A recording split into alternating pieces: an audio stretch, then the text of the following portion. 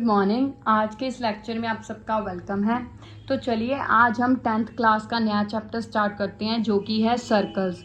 ये आपकी NCERT book का 10th चैप्टर है सर्कल्स। ठीक है, आज सबसे पहले सर्कल्स की हम थोड़ी सी इंट्रोडक्शन करेंगे। एक्चुअल में हमारा मेन जो टॉपिक है वो सर्कल नहीं बल्कि टेंजेंट्स हैं। क्या है? टेंजेंट्स। पर टेंजेंट्स क्योंकि सर्कल से रिलेटेड है, सर्कल पर ड्रॉ होते हैं, इसीलिए हमको थोड़ी सी सर्कल की इंट्रोडक्शन करेंगे। ठीक है, तो सबसे पहले सर्कल होता क्या अगर हम बात करें। मान लीजिए यहाँ पे एक बच्चा खड़ा है, अमन। ठीक है, अब उसने इस पॉइंट से एक कदम लिया और यहाँ पे पहुंच गया। यहाँ पे वो सबसे पहले खड़ा था, यहाँ से उसने एक कदम इस तरफ बढ़ाया और यहाँ पे पहुंच गया। तो इसका मतलब इसके बीच में जो दूरी है उसकी एक कदम की है, एक स्टेप की है, यही हुई ना। फिर वो वापस आया, फिर उसने इस तरफ एक कदम लिया। ठीक है, फिर वापस आया, फिर एक कदम लिया, फिर इस तरह वो वापस आता था, एक कदम लेता था, वापस आता था, एक कदम लेता था, वापस आता था, एक कदम लेता था। इस तरह वो ऐसे पूरा उसने एक रास्ता सा बना लिया। अब हमने क्या किया, उस रास्ते को, उसके कदमों को हमने आपस में मिला दिया। उसके जो कदम थे उसको हमने आपस में मिलाया। जब हमने उसके कदमों को आपस में मिलाया तो वो क्या बन गया? सर्कल। तो इसका मतलब सर्कल किसे कहते हैं? The locus of all points. सारे पॉइंट्स को ज्वाइन करने पर जो एक पाथ बनता है, एक लोकस बनता है, एक जो मतलब बनता है सर्कमफ्रेंस, उसे क्या बोलते हैं? सर्कल।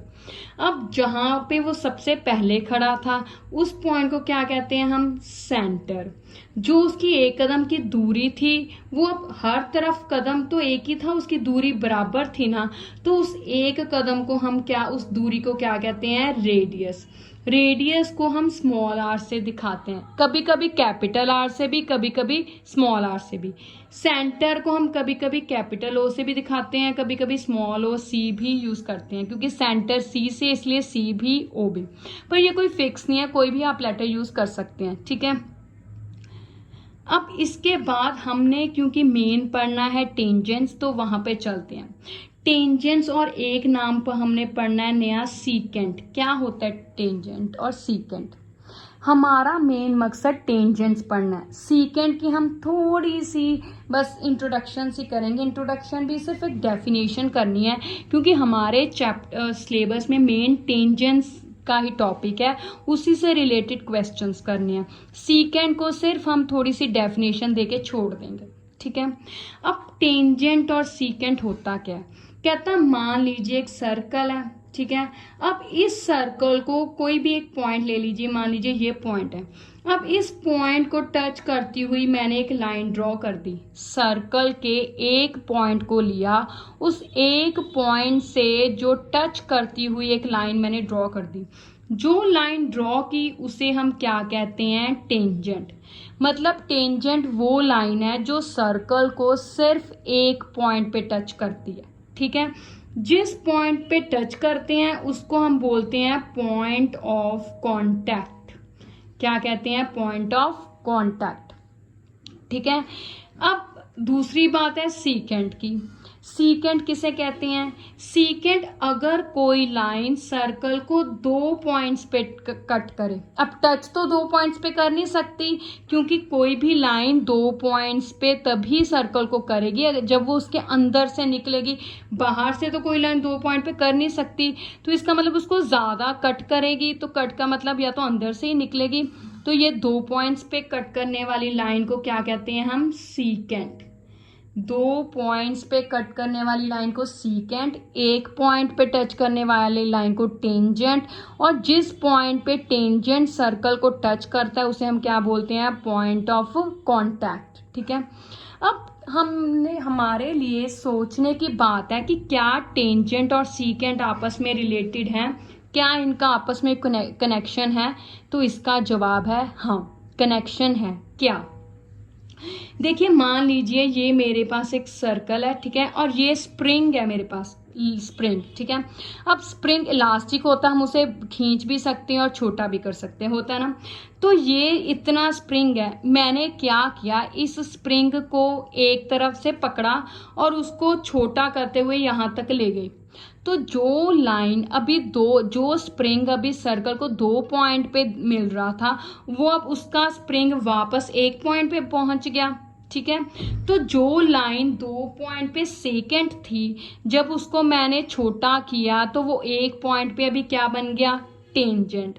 तो इसका मतलब टेंजेंट क्या है, सीकेंट का एक खास केस है कि अल्टीमेटली बड़ा कंसेप्ट सीकेंट है। कुछ खास हालातों में वही सीकेंट टेंजेंट बन जाता है। कब, जब हम उस लाइन को कंप्रेस करके 2 की बजाय 1 पर ले आए, जब उसके 2 पॉइंट्स कंप्रेस होकर 1 पॉइंट बन जाए, तब वही सीकेंट क्या बन जाती है, टेंजेंट, ठीक है। तो इसका मतलब हम यहाँ पे कह सकते हैं कि tangent is a special case of secant, is a special case of secant, ठीक है। बस हमने सीकेंट के इतना ही पढ़ना था कि डेफिनेशन, जो लाइन 2 पॉइंट्स पे कट करती है, और टेंजेंट सीकेंट का स्पेशल केस है। अब बात करते हैं कि किसी भी सर्कल पे हम कितने टेंजेंट्स ड्रॉ कर सकते हैं, ठीक है। अब इस चीज को समझने के लिए मान लीजिए ये एक सर्कल है, ठीक है। अब दो चीजें यहाँ पे आती हैं। पहला कि एक सर्कल पे कितने ही पॉइंट्स होते हैं, हजारों लाखों पॉइंट्स होते हैं, ठीक है।